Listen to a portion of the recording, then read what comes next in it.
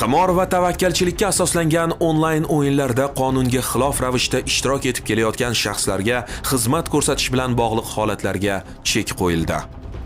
Axborot texnologiyalari sohasidagi uyushgan jinoyatlarga qarshi kurashish yo'nalishida olib borilgan internet monitoringi davomida 1986-yilda tug'ilgan, Muqaddam Jinoyat kodeksining 177-moddasi bilan sudlangan fuqaro hamda uning 1994-yilda tug'ilgan ukasi o'zaro til biriktirib, jinoiy yo'l bilan daromad orttirish maqsadida Samarqand shahrining Rudaki ko'chasida joylashgan Paynet shoxobchasida qimor va tavakkalchilikka asoslangan onlayn totalizator o'yinlar noqonuniy ravishda ishtirok etib kelayotgan shaxslarga xizmat ko'rsatib kelayotganligi aniqlandi.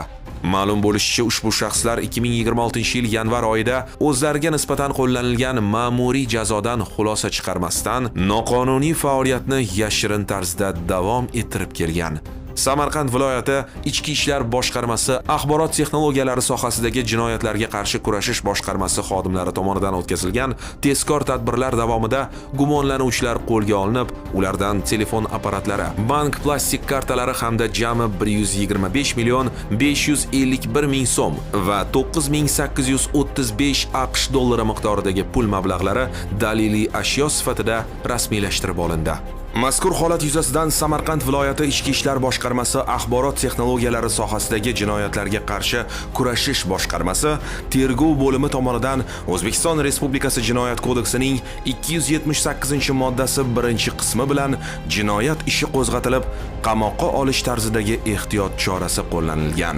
Shuningdek, tadbir davomida 16 nafar shaxslar qimor o'yinlarida ishtirok etib kelayotganligi aniqlanib, ularga nisbatan ma'muriy javobgarlik to'g'risidagi kodeksning 191-moddasi 1-qismi bilan ma'muriy jazo choralari qo'llanildi. Eslatib o'tamiz.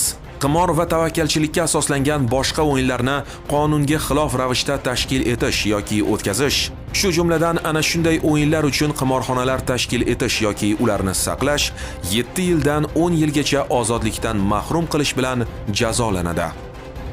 Agarda siz ham shubhali faoliyat yoki shaxslar haqida ma'lumotlarga ega bo'lsangiz, ekranda ko'rsatilgan Call markaz ishonch telefon raqamlariga xabar berishingizni so'rab qolamiz.